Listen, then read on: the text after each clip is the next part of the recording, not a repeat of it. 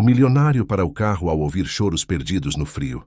Sob a ponte, sua ex-empregada segura trigêmeos exaustos. O olhar dela revela um segredo que ele jamais imaginou. E aquela noite arrasta o milionário para seu maior desafio. O que você acha que vai acontecer nessa história? Comente e não se esqueça de se inscrever no nosso canal e diga-nos de que cidade você nos está vendo.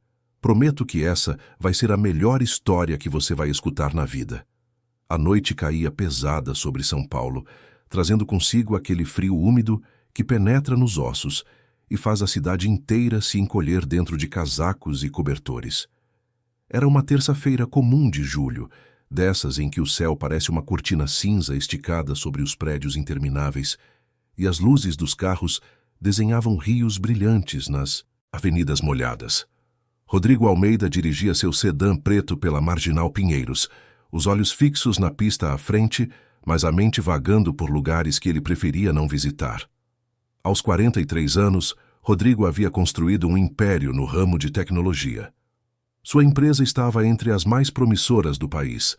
Sua conta bancária tinha números que a maioria das pessoas não conseguiria nem pronunciar, e seu nome aparecia com frequência nas colunas sociais. Mas nada disso importava quando ele chegava em casa e encontrava o silêncio. Aquele silêncio tinha nome, tinha rosto, tinha 6 anos quando partiu, deixando um vazio que nenhum negócio bem-sucedido conseguia preencher. Gabriel. O nome que Rodrigo evitava pronunciar em voz alta, mas que ecoava dentro dele todos os dias. O filho que a leucemia levou 3 anos atrás, transformando o apartamento de cobertura em um mausoléu de memórias intocadas. O quarto do menino continuava do mesmo jeito, com os brinquedos organizados nas prateleiras e a cama feita, como se a qualquer momento ele fosse entrar correndo pela porta. Marina, sua esposa, havia se fechado tanto quanto ele. Cada um carregava o luto à sua maneira, mas o resultado era o mesmo. 2 estranhos, dividindo o mesmo espaço, incapazes de se alcançar através da dor. Naquela noite, Rodrigo havia saído do escritório mais tarde que o habitual. Uma reunião que se estendeu, relatórios que precisavam de aprovação, a rotina que ele usava como escudo contra os próprios pensamentos. Quando finalmente entrou no carro, pegou um caminho diferente. Não queria chegar em casa ainda. Não queria encarar o jantar silencioso, a televisão ligada sem que ninguém realmente assistisse, o olhar distante de Marina que perguntava sem palavras por que eles ainda tentavam. Então desviou da rota conhecida e seguiu por ruas menos movimentadas, dirigindo sem destino, apenas deixando que a cidade o guiasse. Foi quando estava atravessando uma região mais afastada, próxima à divisa com Osasco, que algo chamou sua atenção. Uma ponte antiga sobre um rio quase seco, cercada por terrenos baldios e algumas construções abandonadas. O lugar era mal iluminado, com apenas 2 postes funcionando, criando mais sombras do que luz. Rodrigo já havia passado por ali outras vezes, sempre sem dar muita importância, mas naquela noite, quando se aproximava, ouviu algo que fez seu pé hesitar no acelerador. Um choro, fraco, abafado pelo barulho distante do trânsito e pelo vento que soprava entre as estruturas de concreto. Um choro de criança. Seu primeiro impulso foi continuar dirigindo. São Paulo estava cheia de histórias tristes, e ele não podia resolver todas, mas algo mais forte o impediu. Talvez fosse a lembrança de Gabriel, talvez fosse uma culpa antiga que ele nem sabia que carregava. Rodrigo diminuiu a velocidade, parou o carro no acostamento e desligou o motor. O silêncio que se seguiu foi quebrado novamente pelo choro, agora mais claro. Vinha debaixo da ponte.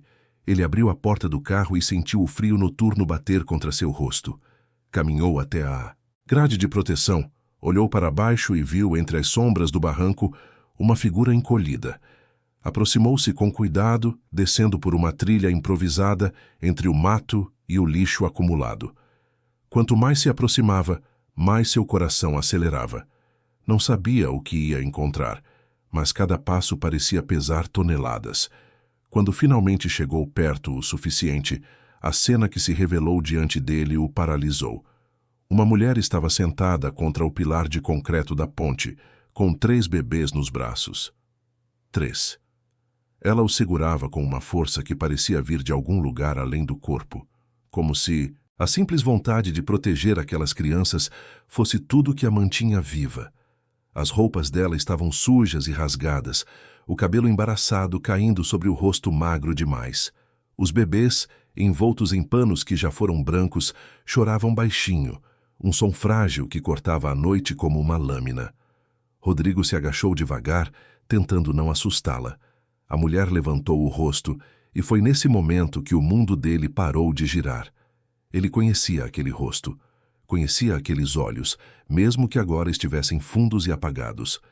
Era Joana, Joana Silva, a empregada doméstica que havia trabalhado em sua casa por quase 6 anos.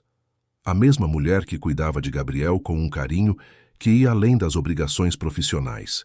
A mesma que desapareceu há cerca de 10 meses, sem avisar, sem pedir demissão, sem dar notícias. Simplesmente sumiu, deixando Marina confusa e levemente magoada pela falta de explicação. "Joana, você", ele sussurrou, ainda incrédulo. "O que aconteceu? O que você está fazendo aqui?" Ela não respondeu. Apenas olhou para ele com uma mistura de vergonha e desespero, apertando os bebês contra o peito como se Rodrigo fosse tentar tirá-los dela. Lágrimas silenciosas desciam por seu rosto, refletindo a luz fraca dos postes distantes. "Você está machucada, está doente?" Rodrigo se aproximou mais, tirando o casaco e colocando sobre os ombros dela. "Vamos sair daqui. Você precisa de ajuda. As crianças precisam de ajuda." Joana tentou falar, mas apenas um murmúrio saiu. Rodrigo percebeu que ela estava exausta demais para oferecer resistência. Com cuidado, ajudou-a a se levantar, segurando um dos bebês, enquanto ela carregava os outros 2. Juntos, subiram de volta até o carro. Rodrigo abriu a porta traseira, improvisou um espaço seguro com os cintos e acomodou Joana e as crianças. Ela ainda tremia, o corpo sacudindo em espasmos involuntários que ele reconheceu como sinais de desnutrição severa. Ele entrou no carro e ligou o motor, ajustando o aquecedor ao máximo, pegou o celular e discou para o hospital particular onde Marina fazia acompanhamento. Explicou a situação rapidamente, pediu para que preparassem atendimento emergencial e acelerou pela cidade, cortando caminho entre ruas desertas e sinais vermelhos que ele ignorou sem pensar 2 vezes. Durante o trajeto, olhava pelo retrovisor e via Joana balançando levemente os bebês cantarolando algo tão baixo que ele mal conseguia ouvir. Era uma canção de ninar, a mesma que ela costumava cantar para Gabriel, nas noites em que ele tinha dificuldade para dormir. Rodrigo sentiu um aperto no peito, uma emoção confusa que misturava saudade, compaixão e algo que ele ainda não conseguia nomear. Chegaram ao hospital 20 minutos depois. A equipe já estava esperando na entrada da emergência. Médicos e enfermeiras cercaram Joana e os bebês, fazendo perguntas rápidas, verificando sinais vitais, preparando macas. Rodrigo acompanhou tudo de perto, respondendo o que podia, assinando termos de responsabilidade, autorizando exames. Foi só quando Joana e as crianças foram levadas para dentro, desaparecendo atrás das portas duplas do centro de atendimento, que ele finalmente parou. Sentou-se numa cadeira de plástico na sala de espera, as mãos tremendo, a mente tentando processar o que acabara de acontecer. Por que ela estava ali? O que tinha acontecido para que Joana, uma mulher sempre tão cuidadosa e organizada, acabasse debaixo de uma ponte com 3 bebês? E de quem eram aquelas crianças? As perguntas se multiplicavam sem respostas. Rodrigo pegou o celular e ligou para Marina. Ela atendeu no 3º toque, a voz sonolenta de quem já estava deitada. "Marina, preciso que você venha ao Hospital Santa Clara, agora. O que aconteceu? Você está bem?" A preocupação dela era imediata, automática. "Eu estou bem. Mas encontrei Joana. Lembra dela? Nossa antiga empregada." Houve uma pausa do outro lado da linha. "Joana? A que desapareceu?" "Sim, ela estava na rua com 3 bebês. Está muito mal. Eu trouxe ela para o hospital. Preciso que você venha." Marina não fez mais perguntas. Rodrigo conhecia aquela versão dela, a que entrava em modo de ação diante de crises. "Vou sair agora. ela disse antes de desligar. Enquanto esperava, Rodrigo caminhou pela sala de espera. Era uma área ampla, com poltronas confortáveis e decoração neutra que tentava transmitir calma. Mas ele não conseguia se acalmar. A imagem de Joana encolhida debaixo da ponte continuava voltando, se sobrepondo a memórias antigas. Joana preparando o café da manhã de Gabriel. Joana ajudando o menino com a lição de casa. Joana sentada ao lado da cama dele no hospital, segurando sua mãozinha enquanto Rodrigo e Marina conversavam com os médicos no corredor. Ela sempre foi mais que uma empregada. Era parte da família, mesmo que ninguém tivesse dito isso em voz alta. Marina chegou meia hora depois, com o cabelo preso num rabo de cavalo apressado e um suéter jogado sobre a roupa de dormir. Ela tinha 38 anos, mas naquele momento parecia mais jovem, os olhos arregalados com preocupação genuína. "Onde ela está?" perguntou assim que viu Rodrigo. "Fazendo exames. Os médicos ainda não me deram notícias. E as crianças?" 3 bebês. Trigêmeos, eu acho. Devem ter uns 5, 6 meses. Rodrigo passou a mão pelo cabelo, um gesto de nervosismo que ele repetia desde sempre. "Ela estava destruída, Marina. Não sei como ela sobreviveu até agora." Marina se sentou ao lado dele, as mãos entrelaçadas no colo. Durante anos ela e Joana haviam convivido diariamente. Não eram amigas no sentido tradicional, mas existia um respeito mútuo, uma confiança silenciosa que tornava a relação confortável. Quando Joana sumiu, Marina ficou preocupada. Ligou algumas vezes para o número antigo que já estava desligado. Perguntou aos vizinhos, mas ninguém sabia de nada. Eventualmente contratou outra pessoa e seguiu em frente, mas sempre se perguntou o que teria acontecido. "Você acha que ela fugiu de alguém?" Marina perguntou baixinho, como se vocalizasse um medo que Rodrigo também tinha. "Não sei. Mas vamos descobrir." Passaram-se quase 2 horas até que um médico finalmente saísse para falar com eles. Era um homem na casa dos 50, com cabelo grisalho e uma expressão cansada, mas serena. Dr. Mendes, segundo o crachá no jaleco branco. "Senhor Almeida, a paciente está estável agora. Ela sofreu de desnutrição severa, desidratação e exaustão extrema. Há sinais de que passou meses sem alimentação adequada. Os bebês também estão desnutridos, mas respondendo bem ao tratamento. Vamos mantê-los em observação por alguns dias." "Ela consegue falar?" Rodrigo perguntou. "Ainda está muito fraca, mas consciente. Disse que precisa conversar com o senhor." Rodrigo olhou para Marina, que assentiu. "Vá. Eu fico aqui com os bebês." Ele seguiu o Dr. Mendes pelos corredores brancos do hospital até chegar a um quarto privativo. Joana estava deitada na cama, conectada a soros e monitores. Os olhos dela se viraram na direção da porta quando ele entrou e novas lágrimas começaram a rolar. "Desculpe", ela sussurrou, a voz rouca. "Desculpe por tudo." Rodrigo puxou uma cadeira e sentou ao lado da cama. "Não precisa se desculpar. Só me conta o que aconteceu. Por que você foi embora? De quem são esses bebês?" Joana fechou os olhos por um momento, como se juntasse forças para o que estava prestes a dizer. "São seus", ela murmurou, tão baixo que ele quase não ouviu. "O quê?" "Os bebês. São seus filhos, Rodrigo." O mundo pareceu tremer embaixo dele. Rodrigo sentiu como se o chão tivesse se aberto e ele estivesse caindo em um vazio infinito. Ele abriu a boca para falar, mas nenhum som saiu. Joana continuou, as palavras saindo entrecortadas, misturadas com soluços. "Foi uma noite só. Você estava completamente perdido, embriagado depois do velório do Gabriel. Marina tinha ido para a casa da mãe dela. Você estava sozinho, chorando na sala. Eu fui levar um chá, tentar ajudar. E aconteceu. Não foi culpa sua. Você nem lembra, eu sei. No outro dia você acordou e não falou nada, então achei que não tivesse acontecido. Mas quando descobri que estava grávida, fiquei com medo. Medo de destruir seu casamento, medo de parecer que tinha me aproveitado da situação. Tentei te contar, escrevi uma carta, mas alguém pegou antes que você lesse. Então fugi." Rodrigo estava paralisado. Ele tentava se lembrar daquela noite, mas tudo era nebuloso. Ele lembrava da dor avassaladora depois do velório, lembrava de beber até perder a noção, lembrava de acordar no sofá no dia seguinte com a pior ressaca da vida. Mas o que tinha acontecido entre esses momentos era um buraco negro em sua memória. Por que você não tentou de novo? Por que não me procurou depois? Joana abriu os olhos, o olhar fixo no teto. Porque meu pai descobriu. Ele ficou furioso, me chamou de desgraça, de aproveitadora.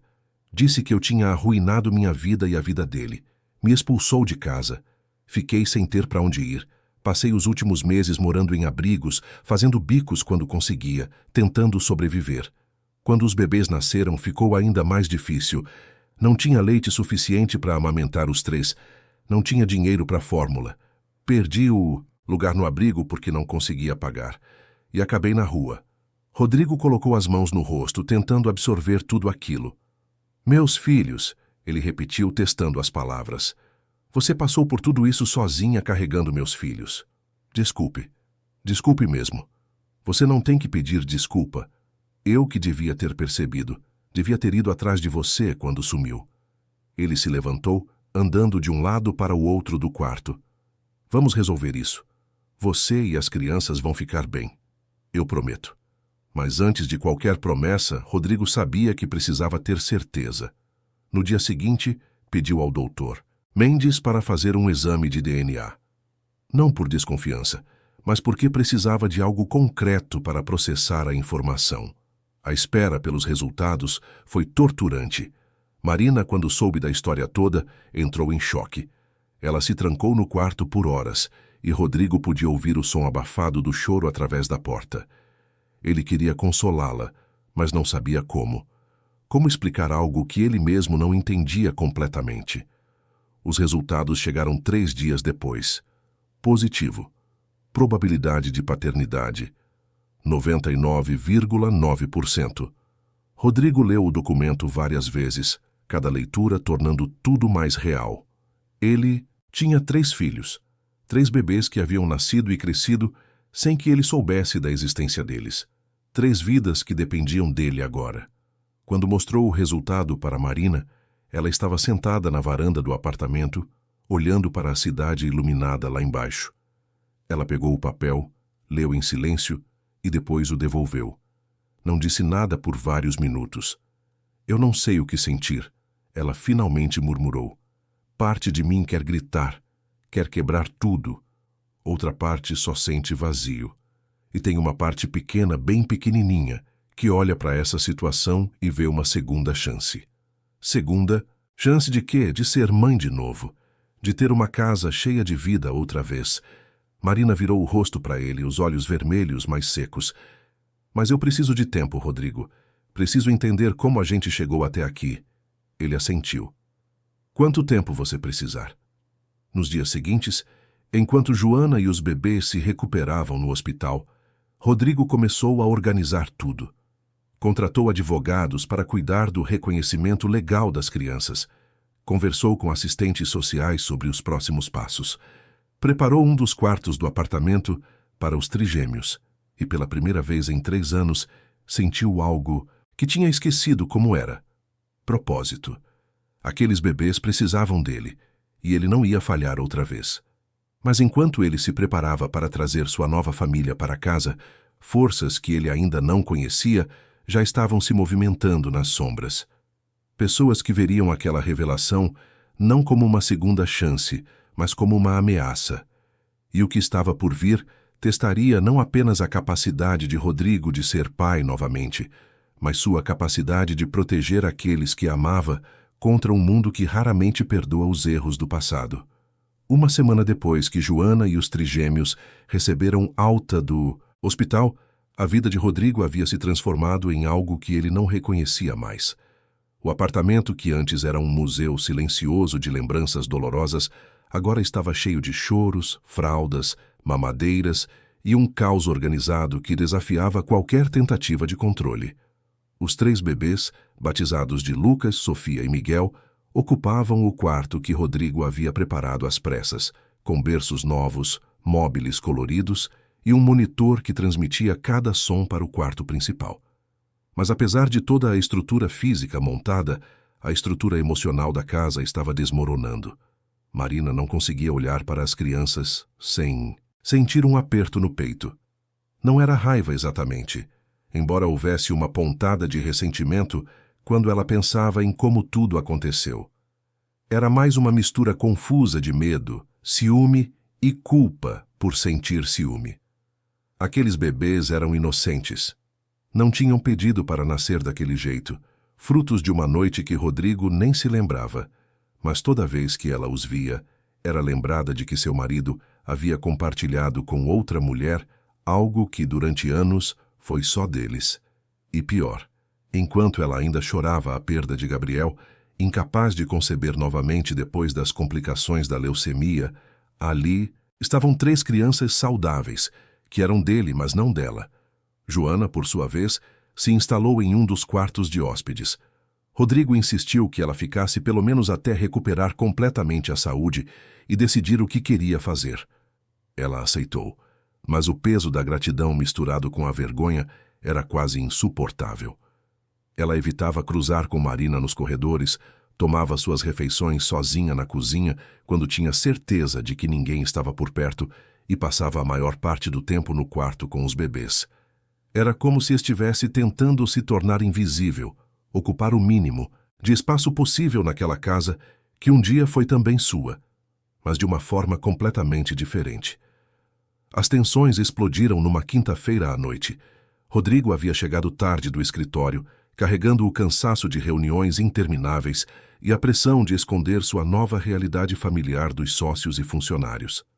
Marina estava na sala, sentada no sofá com uma taça de vinho branco, olhando para a televisão sem realmente assistir. Quando ele entrou, ela nem virou a cabeça. "Oi", ele tentou, deixando a pasta no aparador da entrada. Silêncio. Rodrigo suspirou e caminhou até ela, sentando-se na outra ponta do sofá. "Precisa ser assim? Ser como?" Marina finalmente olhou para ele, os olhos cansados e distantes. "Esse clima, essa frieza. A gente precisa conversar." "Conversar sobre o quê, Rodrigo?" "Sobre como nossa vida virou de cabeça para baixo. Sobre como tem 3 crianças no quarto ao lado que são suas, mas não minhas. Sobre como toda vez que olho para elas, eu lembro que você transou com nossa empregada." "Foi uma vez." "Uma vez que eu nem lembro." "Você acha que eu quis que isso acontecesse?" "Não sei o que você quis. Não sei mais quem você é." Marina se levantou, a taça balançando perigosamente na mão. "Eu passei os últimos 3 anos tentando sobreviver à dor de perder nosso filho. Nosso filho, Rodrigo. E agora descubro que enquanto eu mal conseguia sair da cama, você estava fazendo outro. Isso não é justo, e você sabe. Eu estava destruído naquela noite. Você não estava aqui." "Ah, então a culpa é minha? Por ter ido para a casa da minha mãe porque não aguentava mais ficar nesse apartamento cheio de fantasmas? Não é culpa de ninguém." Rodrigo levantou a voz, as mãos fechadas em punhos. "Foi um erro gigante que aconteceu, no pior momento possível. Mas essas crianças existem, são meus filhos, e eu não vou abandoná-los." Marina riu, um som amargo e sem alegria. "Claro que não. São seus. Mas e eu? Onde eu fico nessa história? Sou só a esposa que tem que engolir tudo e fingir que está tudo bem? Você fica do meu lado, como sempre esteve." Ele tentou se aproximar, mas Marina deu um passo para trás. "Eu não sei se consigo", ela sussurrou, e pela primeira vez, Rodrigo viu medo real em seus olhos. "Não sei se sou forte o suficiente para isso." Antes que ele pudesse responder, um choro estridente cortou a tensão do ambiente. "Miguel." Rodrigo olhou na direção do corredor, dividido entre consolar a esposa e atender o filho. Marina tomou a decisão por ele. "Vai, seus filhos precisam de você." Ela virou de costas e caminhou até a varanda, fechando a porta de correr atrás dela, com um som que pareceu tão final quanto um portão de prisão. Rodrigo foi até o quarto das crianças e encontrou Joana já lá, pegando Miguel no colo e balançando-o suavemente. Ela sussurrava algo baixinho, uma cantiga que ele não reconhecia. Lucas e Sofia dormiam, profundamente nos berços ao lado. Desculpe, Joana disse sem olhar para ele. Tentei fazer ele parar antes de acordar todo mundo. Não precisa se desculpar. Ele se aproximou, observando o rostinho vermelho de Miguel começar a se acalmar. Posso? Joana hesitou por um segundo antes de passar o bebê para os braços dele. Rodrigo segurou Miguel com cuidado, ainda se acostumando com o peso pequeno e quente contra seu peito. O menino tinha os olhos fechados, mas os dedinhos se fecharam ao redor do dedo indicador de Rodrigo, e algo dentro dele se moveu. Era uma sensação estranha, assustadora e reconfortante ao mesmo tempo. Ele era pai de novo. Não da forma que imaginou, não da forma que planejou, mas era. Joana, ele disse baixinho para não acordar os outros bebês, a gente precisa conversar. Sobre o que você disse no hospital, sobre a carta que escreveu. Ela abaixou a cabeça, os ombros se curvando como se estivesse tentando se proteger de um golpe. Não importa mais. Importa sim. Você disse que alguém interceptou. Quem? Não sei. Deixei na mesinha da entrada, junto com o correio. No outro dia ela tinha sumido. Pensei que você tinha lido e decidido me ignorar. Rodrigo franziu a testa. Aquilo não fazia sentido. Ele sempre olhava o correio pessoalmente. Se tivesse uma carta de Joana, ele teria visto. A menos que alguém tivesse realmente pegado antes. Mas quem? Marina? Não. Ela nunca faria isso. Célia? A faxineira que vinha 2 vezes por semana? Possível, mas por quê? Você tem ideia de quando isso foi? Uns dias depois daquela noite. Deve ter sido no começo de novembro do ano passado. Rodrigo fez as contas. Novembro. Ele estava tão perdido naquela época, ainda tentando processar a partida de Gabriel, afogando-se no trabalho para não ter que sentir nada. É provável que nem teria percebido uma carta desaparecida, mesmo se estivesse prestando atenção. Vou descobrir o que aconteceu, ele prometeu. Nos dias seguintes, Rodrigo começou discretamente a investigar. Conversou com Célia, que jurou que nunca mexia no correio além de organizá-lo.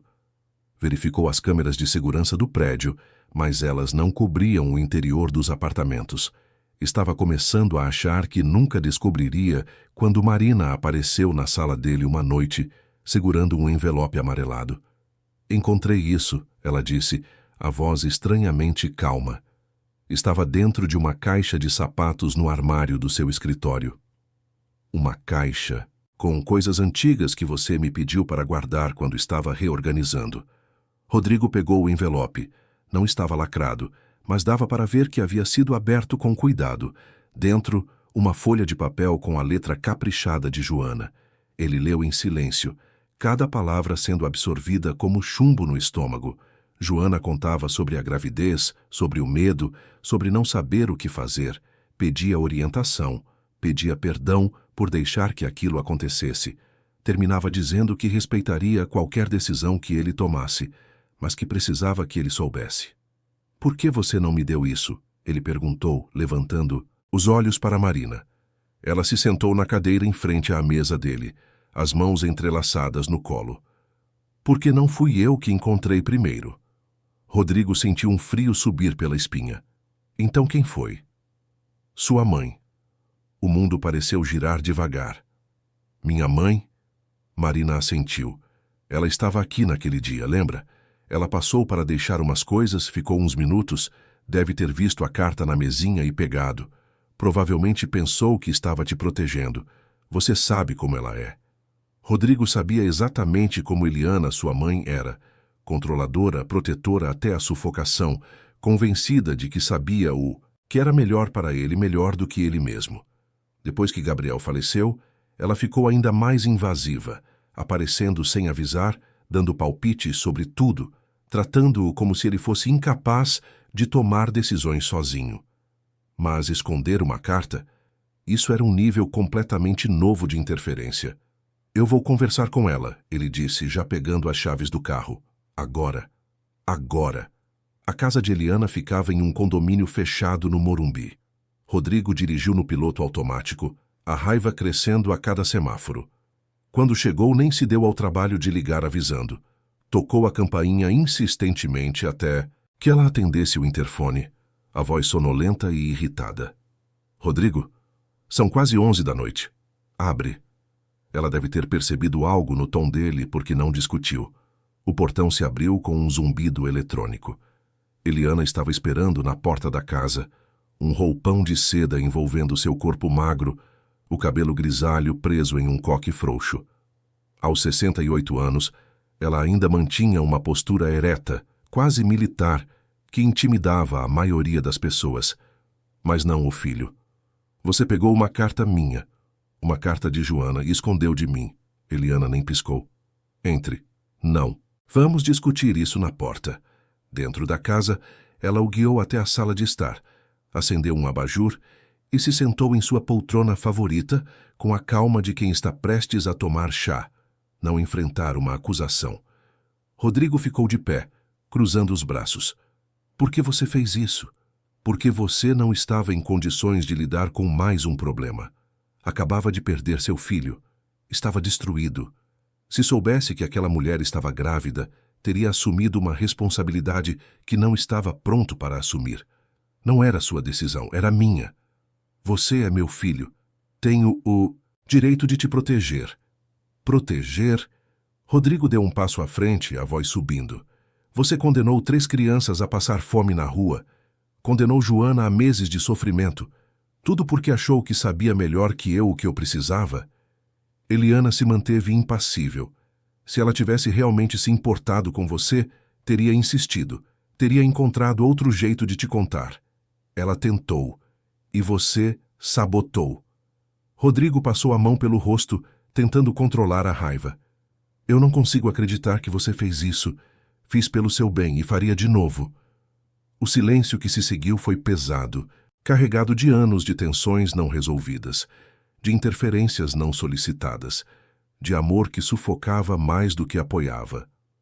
Rodrigo olhou para a mulher que o criou, que o amamentou, que o levou para a escola de mãos dadas e viu uma estranha.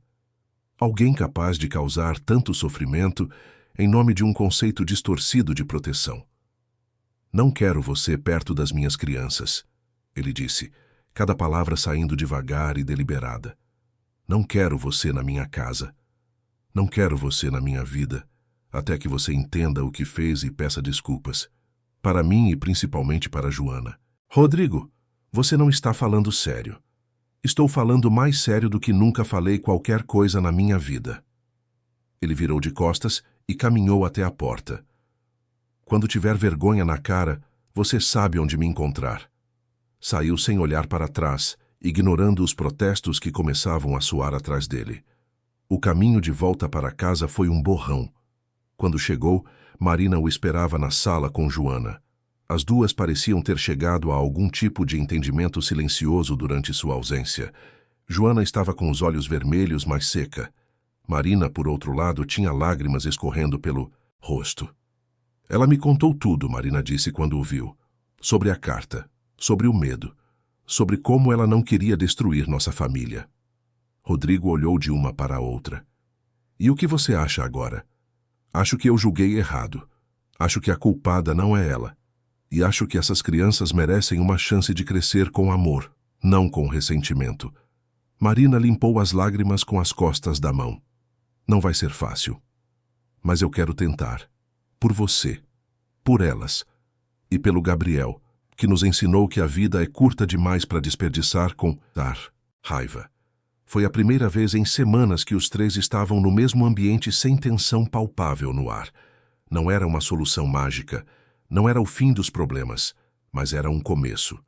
E às vezes, um começo é tudo o que se precisa para construir algo novo sobre ruínas antigas. Mas o universo, como sempre, tinha outros planos. 2 dias depois, quando Rodrigo decidiu levar os trigêmeos para tomar sol no Parque Ibirapuera, aconteceu algo que transformaria aquela situação privada em um espetáculo público. Ele empurrava o carrinho triplo, ainda desajeitado com a logística de manejar 3 bebês ao mesmo tempo, quando um grupo de pessoas o reconheceu. Rodrigo Almeida, o empresário de tecnologia. Um deles, um jovem com um canal de fofocas nas redes sociais, se aproximou com o celular na mão. Senhor Almeida, é verdade que esses são seus filhos? Rodrigo tentou desviar, mas o grupo já estava cercando. Mais celulares apareceram, todos gravando. Sem saída, ele decidiu ser direto. São sim, Lucas, Sofia e Miguel. Mas você não era casado? Cadê sua esposa? Continuo casado, e minha esposa está em casa. Então esses bebês são frutos de um caso extraconjugal? É complicado, Rodrigo tentou, mas já sentia a situação escapando do controle.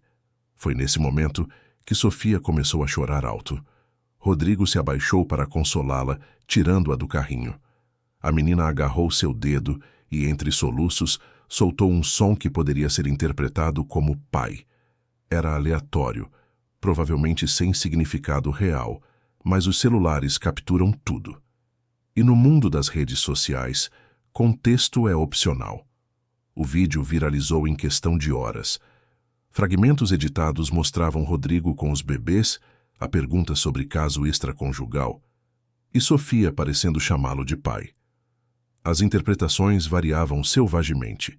Alguns o pintavam como vilão, um rico que traiu a esposa e abandonou os filhos até ser exposto. Outros o viam como herói, um homem assumindo responsabilidades. Houve até quem sugerisse que Marina era estéril e que ele tinha buscado uma barriga de aluguel não oficial. A verdade, como sempre, era mais complexa do que qualquer narrativa simplista poderia capturar. Mas entre todas as reações, uma pessoa assistiu ao vídeo com interesse particular. Silvana Costa, 41 anos, segunda esposa de Paulo Silva, o pai de Joana. Silvana havia convencido Paulo a expulsar a filha quando descobriu a gravidez. Não por princípios morais, mas por medo. Paulo tinha uma pensão razoável e uma casa que Silvana já considerava sua. Se Joana e 3 netos aparecessem reclamando direitos, isso poderia comprometer seus planos futuros. Ela tinha trabalhado duro demais para conquistar aquela segurança, casando-se com um viúvo solitário e gradualmente afastando-o da filha. Não ia deixar que trigêmeos bastardos arruinassem tudo. Quando viu o vídeo, Silvana percebeu que a situação tinha mudado. Joana não estava mais sozinha na rua. Estava protegida por um milionário. E se Rodrigo estava assumindo os filhos publicamente, isso significava que provavelmente havia reconhecimento de paternidade, heranças, direitos. Ela precisava agir antes que Joana decidisse também reclamar. Algo do pai.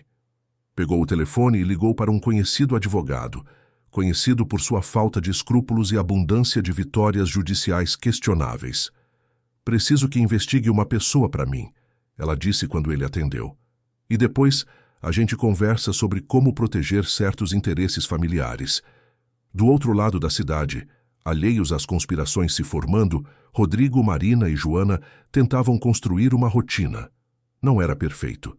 Havia momentos de tensão, olhares desconfortáveis, conversas que começavam e morriam sem resolução. Mas havia também momentos de leveza inesperada, como quando Marina segurou Sofia pela primeira vez, sem ser forçada, e a bebê sorriu um sorriso banguela, que derreteu algo dentro dela. Ou quando os 3 adultos ficaram acordados às 3 da manhã, exaustos depois de acalmar Lucas, que não parava de chorar. E, de repente, começaram a rir da absurdidade de tudo. Eram nesses momentos que a esperança nascia, frágil, incerta, mas real. A esperança de que talvez, apenas talvez, daquela confusão toda pudesse emergir algo parecido com uma família. Não a família que planejaram, não a família dos comerciais de televisão, mas uma família verdadeira, forjada na imperfeição e temperada pela escolha consciente de permanecer.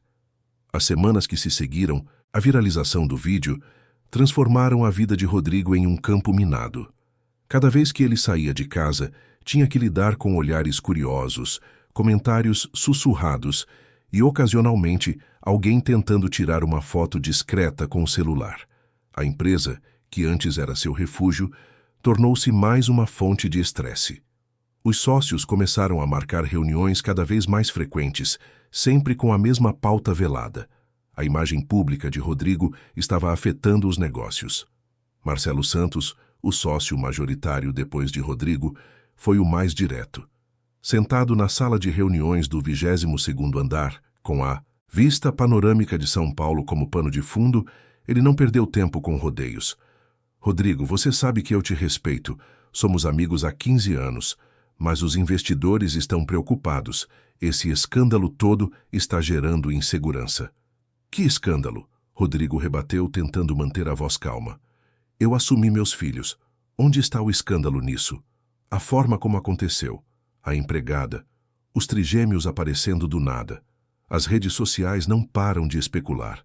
Tem gente dizendo que você abusou da posição de poder. Marcelo tamborilou os dedos na mesa, claramente desconfortável. Não estou dizendo que acredito nisso, mas percepção é realidade no mundo dos negócios. Então o que você está sugerindo? Que você se afaste temporariamente. Deixa a poeira baixar. Continua como acionista, mas tira seu nome da linha de frente. Rodrigo sentiu como se tivesse levado um soco no estômago. Aquela empresa era dele. Ele a construiu do zero, com noites sem dormir, riscos calculados e uma visão que outros chamaram de loucura. E agora queriam empurrá-lo para fora por causa de uma situação pessoal que já era dolorosa o suficiente. Quantos outros concordam com isso? Marcelo hesitou antes de responder. Todos. A palavra caiu como uma sentença. Rodrigo olhou ao redor da mesa de vidro, imaginando aqueles homens que ele considerava aliados conspirando contra ele. Quantos?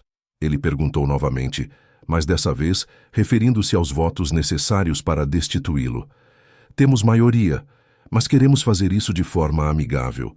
Você vai continuar recebendo seus dividendos, vai manter suas ações.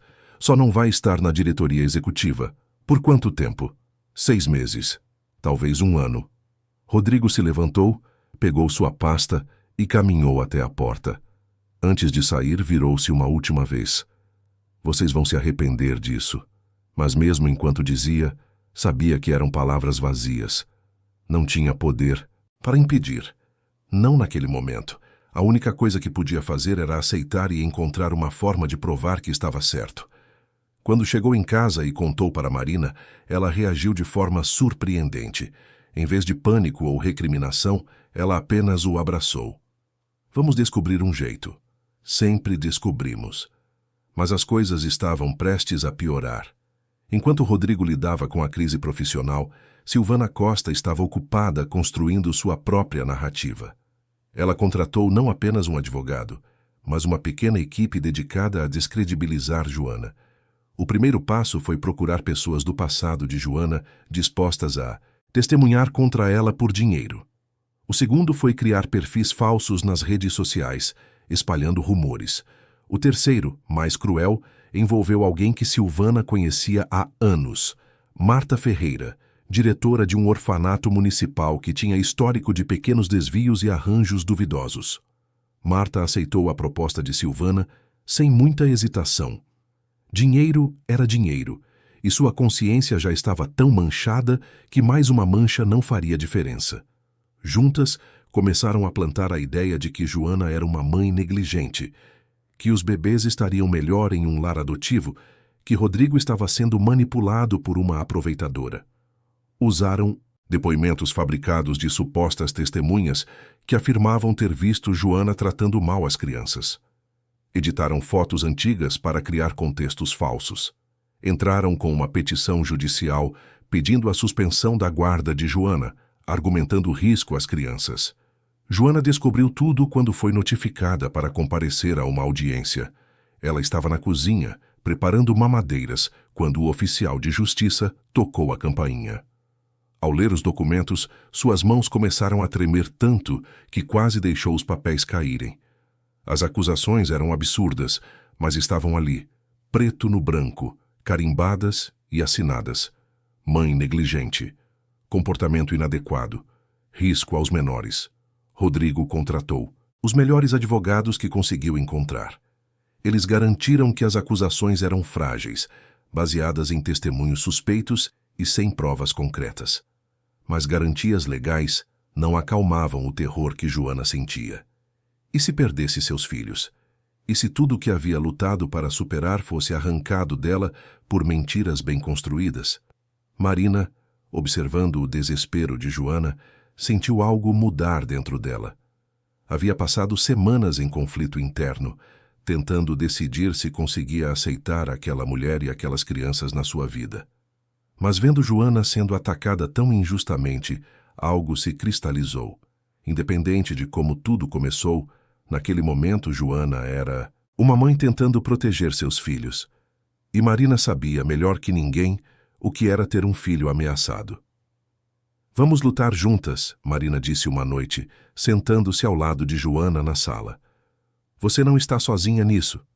Joana olhou para ela, os olhos brilhando com lágrimas não derramadas. Por que você está fazendo isso? Depois de tudo, porque é o certo. E porque essas crianças merecem ter todas as pessoas que as amam ao seu lado. Marina pegou a mão de Joana, um gesto simples que carregava o peso de todas as semanas de tensão se dissolvendo. Somos mulheres, Joana. Num mundo que adora nos colocar umas contra as outras, não vou dar esse gostinho para ninguém. Foi esse momento de união entre as duas mulheres que deu a Rodrigo a força para continuar lutando. Mas a batalha estava longe de terminar. A audiência foi marcada para uma terça-feira chuvosa de agosto. O fórum estava lotado, com curiosos que haviam lido sobre o caso nas redes sociais, jornalistas tentando capturar alguma declaração bombástica e advogados de ambos os lados armados com pastas volumosas. Do lado de Silvana, uma procissão de testemunhas foi chamada. Cada uma contou histórias elaboradas sobre a suposta negligência de Joana. Uma vizinha que disse ter ouvido bebês chorando horas a fio. Um comerciante que jurou ter visto Joana deixar as crianças sozinhas em um carrinho enquanto entrava em uma loja. Uma antiga colega que afirmou que Joana sempre foi irresponsável e instável. As histórias eram convincentes para quem não soubesse a verdade. Mas havia buracos, inconsistências que os advogados de Rodrigo foram rápidos em explorar. A tal vizinha nunca havia morado no mesmo prédio que Joana.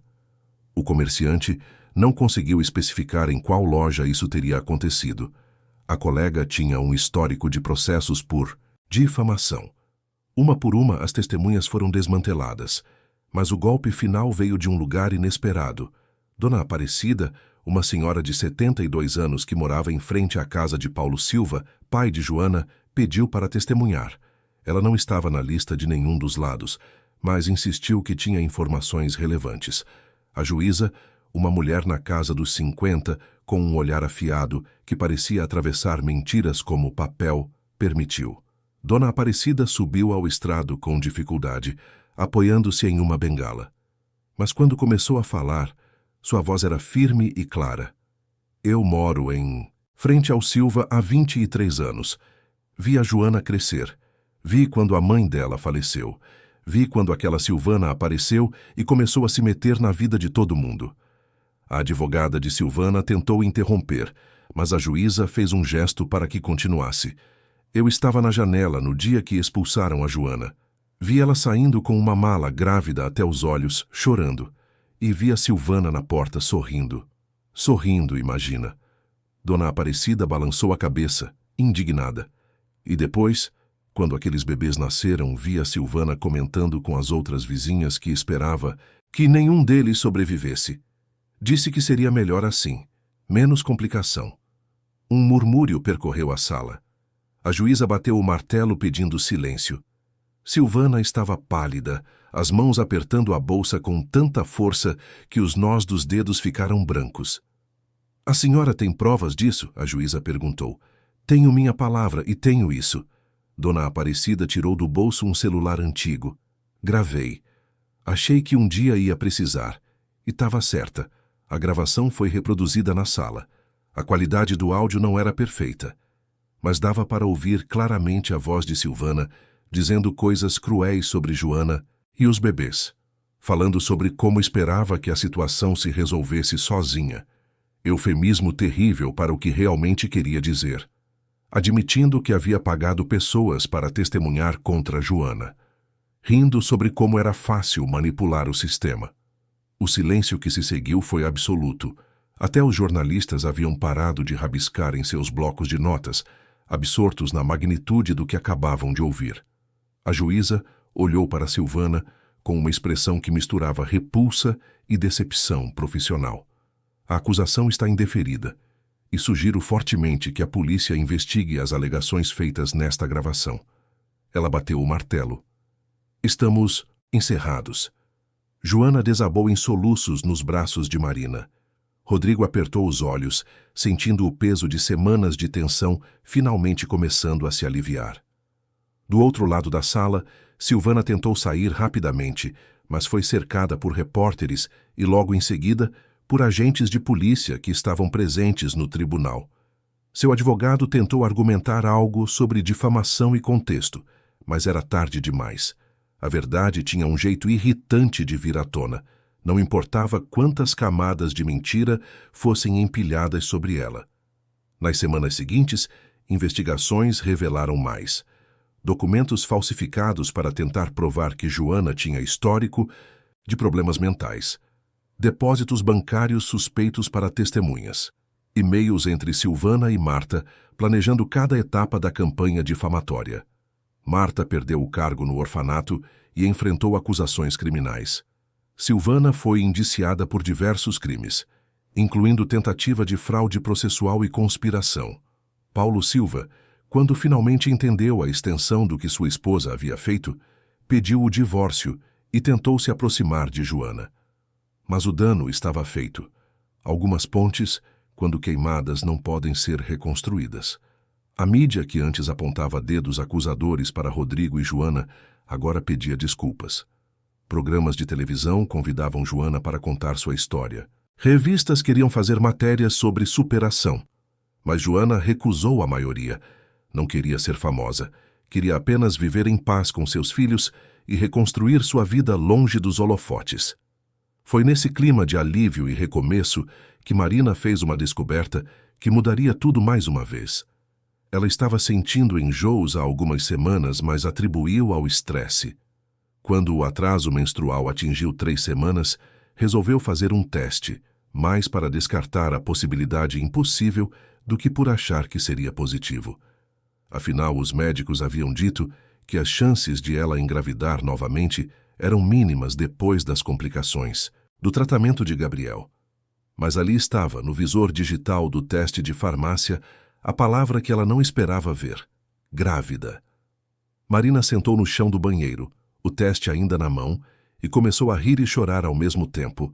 Era absurdo, era impossível, era um milagre. Ela chamou Rodrigo, que veio correndo achando que algo estava errado. Quando ela mostrou o teste, ele primeiro pensou que fosse uma pegadinha. Depois, quando percebeu que era real, a pegou nos braços e girou, algo que não fazia desde que eram namorados jovens. Joana, quando soube da notícia, ofereceu um sorriso genuíno e um abraço apertado. Finalmente algo bom, ela disse. Algo que a gente pode comemorar sem medo. E era verdade. Pela primeira vez em muito tempo, havia algo para comemorar que não vinha acompanhado de complicações, medos ou arrependimentos. Era vida nova, pura e simples. Um bebê que seria irmão ou irmã dos trigêmeos. Uma criança que cresceria em uma família que, embora não tradicional, era unida pelo amor escolhido e não apenas pelas obrigações do sangue. A gravidez de Marina também teve um efeito inesperado em seu relacionamento com os trigêmeos. Antes, ela os via como lembretes, dolorosos de uma traição, mesmo que não intencional. Mas agora, grávida, ela começou a vê-los de forma diferente. Eram irmãos do bebê que estava crescendo dentro dela. Eram parte da família que ela estava construindo. Começou a passar mais tempo com eles, segurando Lucas quando ele chorava, fazendo cócegas em Sofia até ela rir, cantando para Miguel antes de dormir. Não aconteceu da noite para o dia, e houve dias em que a dificuldade voltava. Mas, progressivamente, o amor foi florescendo onde antes só havia ressentimento. Rodrigo observava essas transformações com uma gratidão silenciosa. Via Marina se tornando mãe dos trigêmeos da mesma forma que era mãe de Gabriel, com cuidado e dedicação.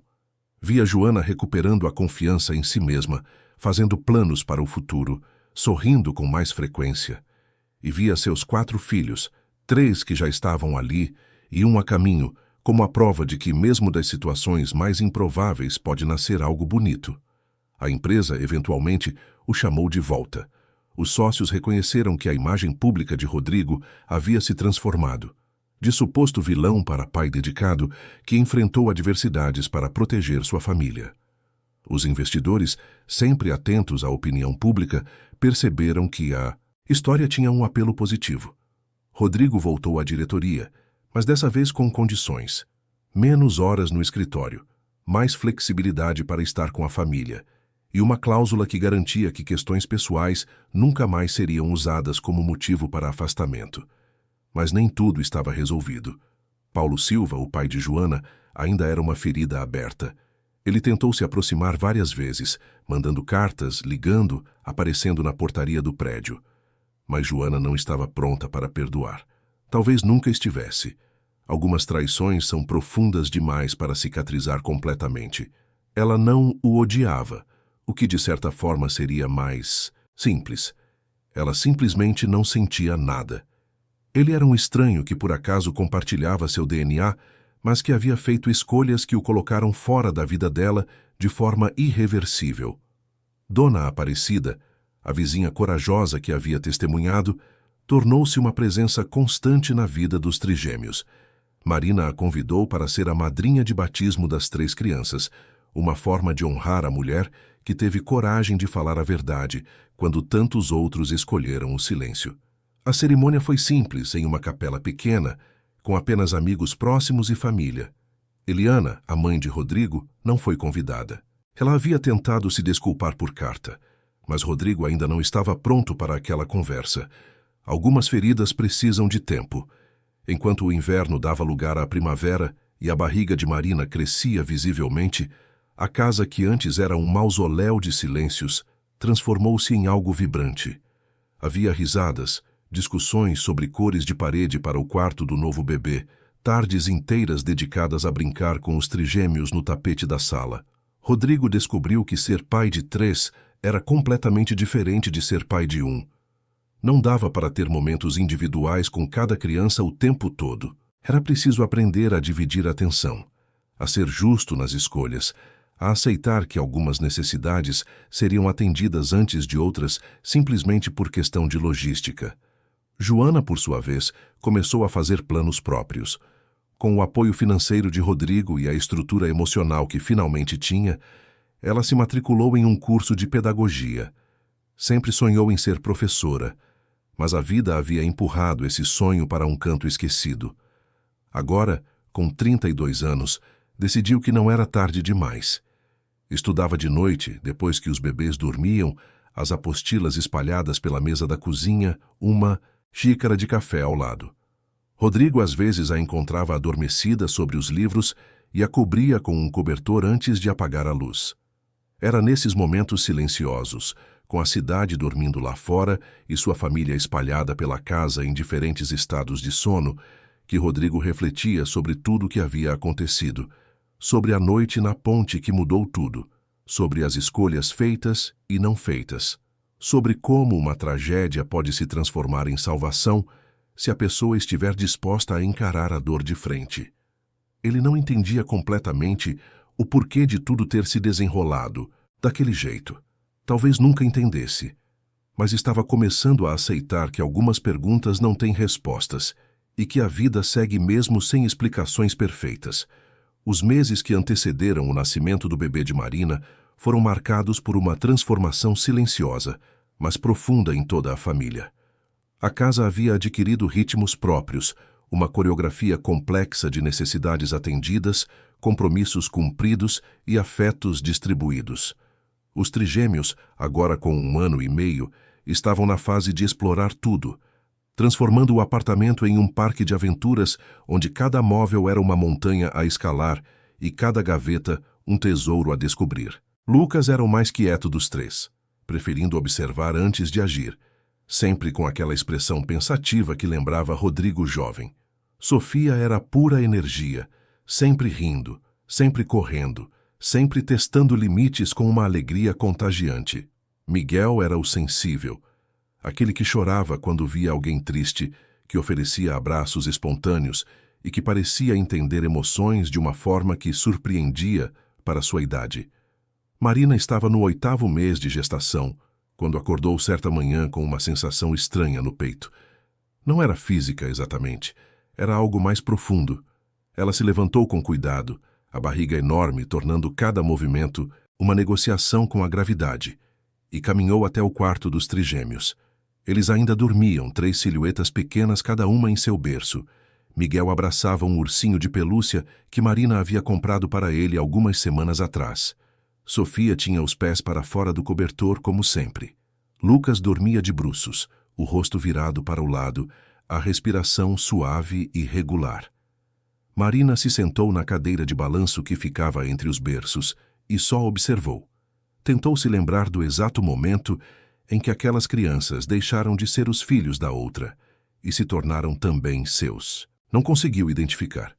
Foi gradual demais, uma sucessão de pequenos momentos que se acumularam, até que um dia ela acordou e percebeu que amava aqueles 3 com a mesma intensidade que amara Gabriel. Diferente, porque cada amor é único, mas com a mesma profundidade, a mesma entrega total. Joana a encontrou ali 20 minutos depois, ainda sentada, ainda observando. Marina, ela sussurrou para não acordar as crianças. Está tudo bem? Marina olhou para ela e sorriu, os olhos brilhando com lágrimas que não eram de tristeza. Estou só pensando em como tudo mudou, em como a gente chegou até aqui. Joana se aproximou encostando na parede ao lado da cadeira. Às vezes eu acordo e acho que vou estar de volta debaixo daquela ponte, que tudo isso foi um sonho. Não foi sonho, foi luta, das duas. Marina estendeu a mão e Joana a pegou. A gente construiu isso juntas, sabe? Essa família maluca e linda. Obrigada, Joana disse, a voz embargada, por me dar essa chance, por não me odiar. Como eu poderia te odiar? Você me deu a chance de ser mãe de novo, mesmo que de um jeito que nenhuma de nós esperava.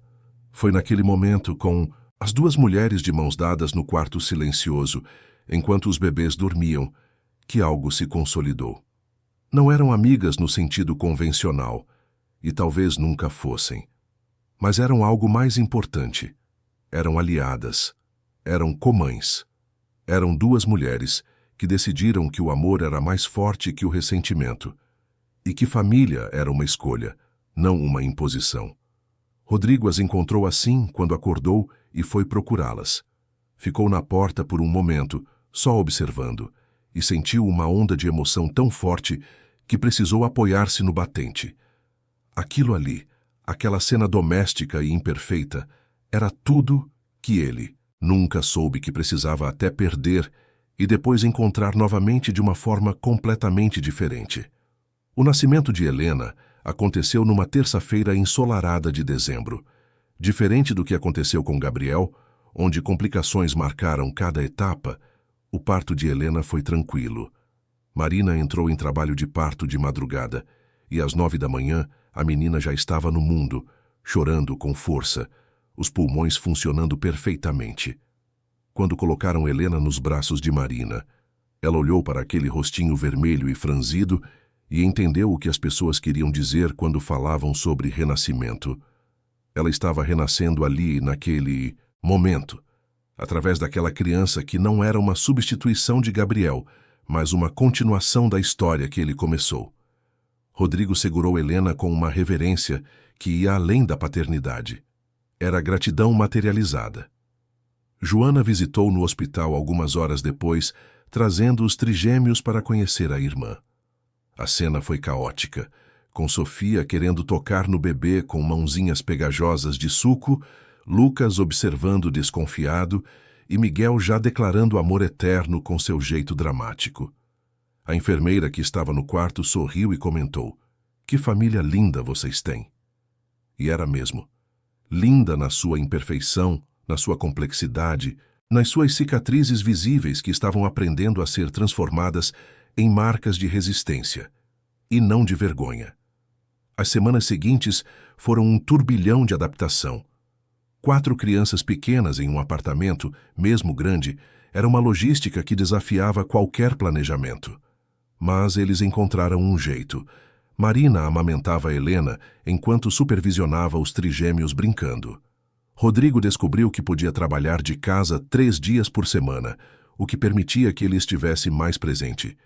Joana, que havia terminado o primeiro ano de pedagogia com notas excelentes, começou um estágio em uma escola próxima, saindo pela manhã e voltando à tarde para ajudar com as crianças. Mas algo estava incomodando Joana.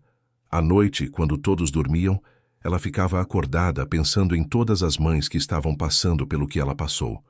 Quantas mulheres naquele momento estavam debaixo de pontes, em abrigos superlotados, em situações desesperadoras com filhos para alimentar e sem perspectivas? A ideia começou pequena, apenas um pensamento recorrente. Mas foi crescendo até que ela não conseguiu mais ignorar. Num domingo de janeiro, com o verão paulistano em plena força e as crianças fazendo a soneca da tarde, Joana procurou Rodrigo e Marina na varanda onde eles tomavam suco gelado tentando fugir do calor. Posso conversar com vocês sobre uma coisa? Claro, Rodrigo fez espaço no sofá de área. Senta aqui. Joana respirou fundo, organizando os pensamentos. Eu tenho pensado muito sobre o que aconteceu comigo, sobre como cheguei naquele ponto e o que poderia ter sido diferente. E acho que eu quero fazer alguma coisa para ajudar outras mães. Mães que estão onde eu estava. Marina se inclinou para a frente, interessada. Que tipo de coisa? Uma fundação, talvez. Ou uma ONG. Algo que ofereça suporte para mulheres grávidas em situação de vulnerabilidade. Abrigo temporário, assistência médica, apoio psicológico, ajuda para encontrar emprego.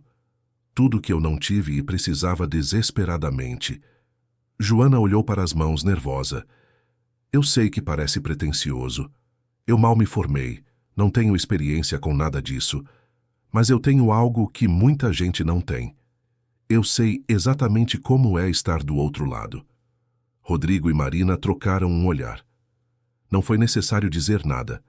A decisão já estava tomada. Vamos fazer isso acontecer, Rodrigo disse. Eu posso providenciar o capital inicial. Podemos montar uma estrutura profissional. Contratar pessoas que entendem do assunto. Mas você vai estar à frente. Vai ser sua visão guiando tudo. Sério? Joana arregalou os olhos. Sério, Marina confirmou. E eu quero ajudar também. Não sei muito sobre administração de ONGs, mas sei sobre comunicação. Posso cuidar da parte de divulgação, de captação de recursos. Nos meses seguintes, o projeto tomou forma. Batizaram a Fundação de Estrela Guia, uma referência ao que Rodrigo representou para Joana naquela noite na ponte. Uma luz no escuro, um norte quando tudo parecia perdido. Alugaram um sobrado antigo na Vila Mariana, reformaram mantendo o charme original, mas adaptando para as necessidades de um abrigo. Criaram 10 quartos, cada um podendo abrigar uma mãe com até 3 filhos. Montaram uma cozinha comunitária, onde as próprias mães revezavam nas tarefas, mantendo o senso de autonomia e dignidade. Estabeleceram parcerias com hospitais, clínicas de psicologia, empresas dispostas a oferecer vagas de trabalho, escolas que aceitariam as crianças. A inauguração aconteceu em abril e a resposta foi imediata. Nos primeiros 3 meses, atenderam 22 mulheres e 41 crianças. Cada história era diferente, mas todas tinham em comum o mesmo desespero que Joana conhecia tão bem. Havia Camila, 19 anos, expulsa de casa quando engravidou. Roberta, 35, que fugiu de um relacionamento onde sofria agressões constantes. Francisca, 27, que perdeu o emprego estando grávida de gêmeos e não conseguiu alugar outro lugar. Cada uma delas encontrou na Estrela Guia não apenas um teto e comida, mas algo mais precioso: esperança. Joana visitava a fundação todos os dias, conversava com as mães, ouvia suas histórias, compartilhava a sua. Não se colocava como salvadora, mas como alguém que entendeu. Havia poder naquilo, uma conexão que transcendia palavras. As mulheres viam nela não uma benfeitora distante, mas uma sobrevivente que conseguiu. E se ela conseguiu, talvez elas também pudessem. A mídia, que antes estava interessada no escândalo, agora queria contar a história de redenção. Programas de televisão convidavam Joana para entrevistas. Revistas faziam matérias sobre a Estrela Guia. Um documentário independente começou a acompanhar o dia a dia da fundação. A história se espalhou pelas redes sociais. Não mais como fofoca, mas como inspiração. Milhares de pessoas comentavam, compartilhavam, alguns ofereciam doações. A fundação cresceu. Mas o crescimento trouxe desafios. Administrar uma ONG era diferente de ter a ideia de uma. Havia questões burocráticas, legais, financeiras.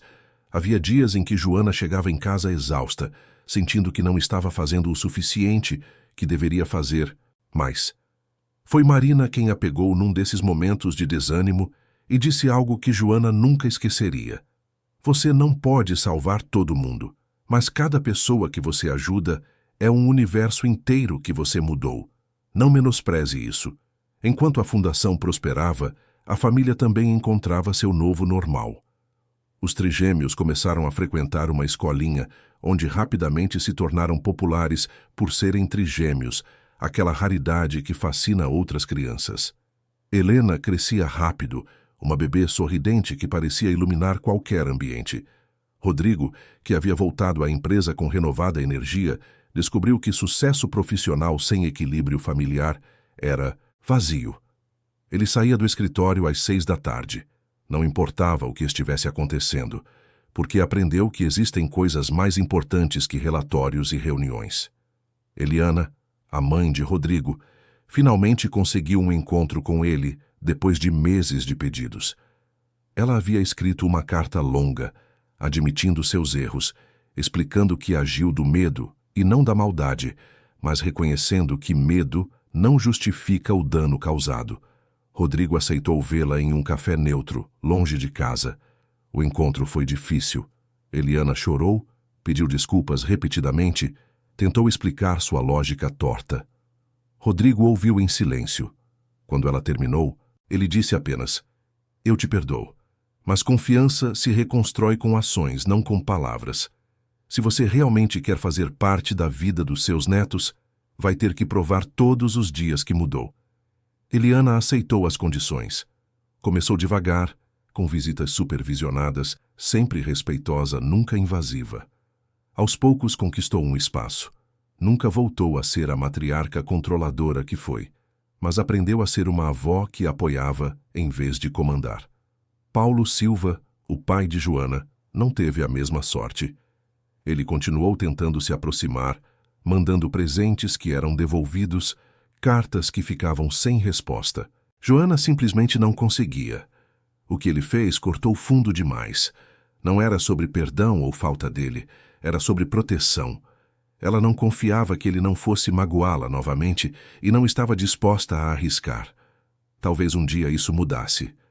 Talvez não. Ela fez as pazes com a incerteza. 2 anos depois da noite na ponte, a Estrela Guia organizou um evento de arrecadação de fundos.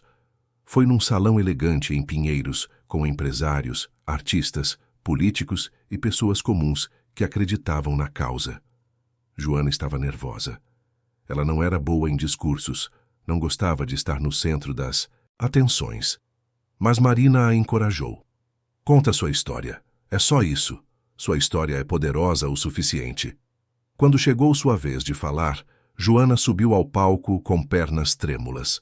Olhou para a plateia de rostos expectantes e encontrou Rodrigo e Marina na primeira fila, os 4 filhos sentados com eles. Marina segurava Helena no colo. Rodrigo tinha Lucas em uma perna e Sofia na outra. Miguel estava ao lado, segurando a mão de uma das assistentes que ajudara a cuidar das crianças para o evento. Aquela imagem deu a Joana a coragem que precisava. "Boa noite", ela começou, voz saindo mais firme do que esperava. "Meu nome é Joana Silva. Há 2 anos eu estava debaixo de uma ponte com meus 3 bebês, sem comida, sem esperança, sem ver saída. Hoje estou aqui na frente de vocês, não porque sou especial, mas porque tive sorte. Sorte de ser encontrada por alguém que decidiu ajudar. Sorte de ter pessoas que me apoiaram quando eu mais precisava. Sorte de estar em um país onde, apesar de todas as dificuldades, ainda existem pessoas dispostas a fazer a diferença." Ela pausou, deixando as palavras assentarem. "Mas nem todo mundo tem essa sorte." Neste momento, há mães dormindo em calçadas. Há mulheres grávidas sem ter o que comer. Há crianças crescendo sem o básico que todo ser humano merece. A estrela guia existe para ser a sorte delas, para ser a ponte entre o desespero e a esperança. E a gente não consegue fazer isso sozinho. Precisa de cada um de vocês. Quando terminou, após contar mais detalhes sobre o trabalho da Fundação e os planos futuros, a plateia se levantou em aplausos. Joana desceu do palco com lágrimas nos olhos e foi direto para os braços de Rodrigo e Marina. Os trigêmeos a cercaram sem entender completamente o que estava acontecendo, mas sentindo que era importante. Helena, com apenas 2 anos, estendeu os bracinhos para Joana e ela a pegou no colo, enterrando o rosto nos cabelos cacheados da menina. A noite rendeu doações suficientes para expandir a fundação para 2 novas unidades, uma na Zona Leste e outra na Zona Sul. O sonho estava crescendo, alcançando mais pessoas, salvando mais vidas. Mas para Joana, o mais importante não eram os números. Era cada rosto individual, era cada mãe que conseguia um emprego, era cada criança que entrava na escola, era cada sorriso que aparecia onde antes só havia desespero. Os anos passaram. Os trigêmeos entraram na escola fundamental. Helena cresceu vivaz e curiosa, sempre fazendo 1000 perguntas sobre tudo. A estrela guia se tornou referência nacional em apoio a mães vulneráveis, sendo modelo para iniciativas semelhantes em outros estados. Joana se formou em pedagogia e começou uma pós-graduação em políticas públicas. Marina lançou um livro contando a história da família e da fundação, que se tornou best-seller e foi adaptado para uma série de televisão.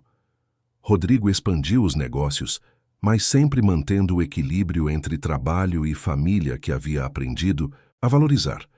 A mansão que compraram quando os filhos ficaram maiores não tinha mais a sombra do apartamento antigo. Era cheia de vida, barulho, bagunça organizada. Tinha cheiro de comida caseira que Joana insistia em preparar nos fins de semana. Tinha luzes sempre acesas nos quartos das crianças. Tinha fotografias nas paredes mostrando a evolução daquela família improvável, mas profundamente real. Numa noite especial, quando os trigêmeos completaram 10 anos e Helena 8, eles fizeram uma festa no jardim da casa. Não era apenas aniversário. Era uma celebração de tudo que haviam construído juntos. Convidados de todas as fases da vida estavam lá. Dona Aparecida, já com 80 anos, mas ainda lúcida e ativa, foi a convidada de honra. Colegas de trabalho de Rodrigo, amigas de Marina, mães que passaram pela estrela guia e agora estavam com suas vidas reconstruídas.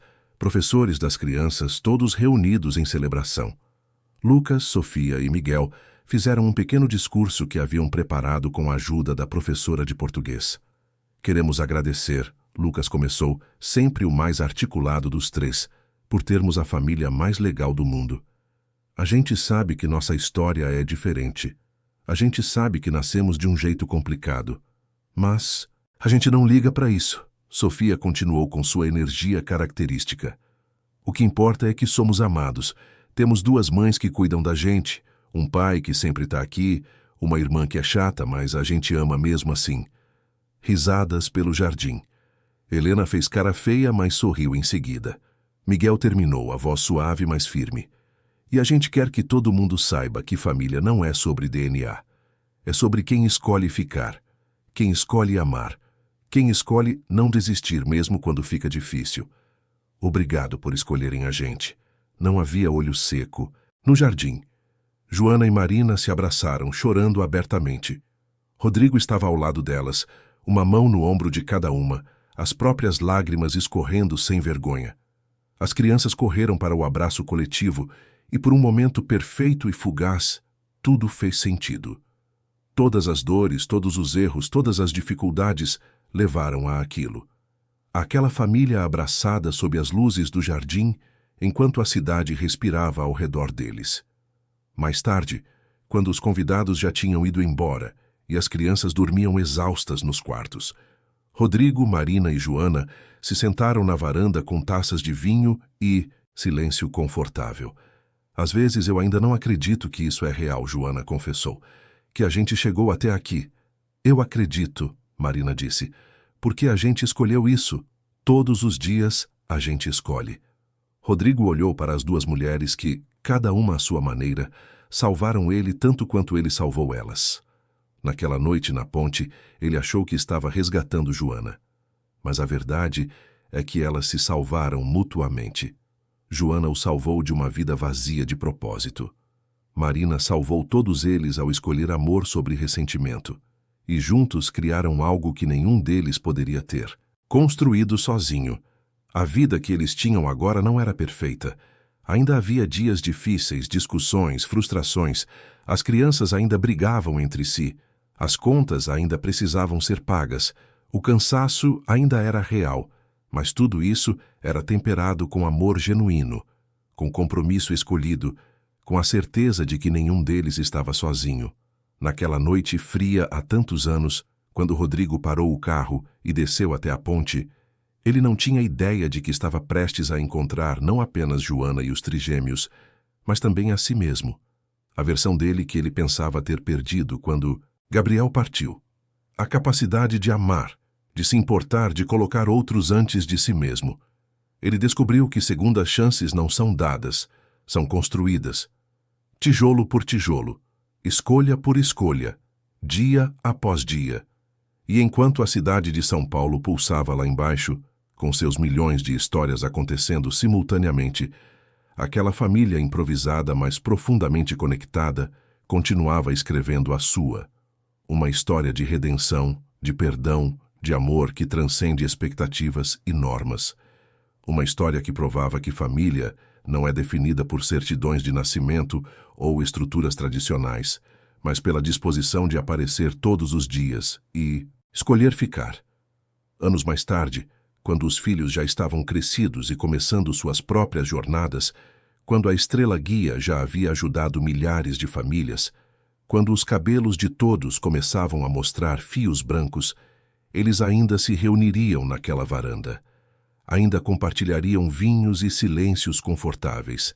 Ainda se lembrariam da noite na ponte, não como uma tragédia que quase foi, mas como o começo de algo extraordinário.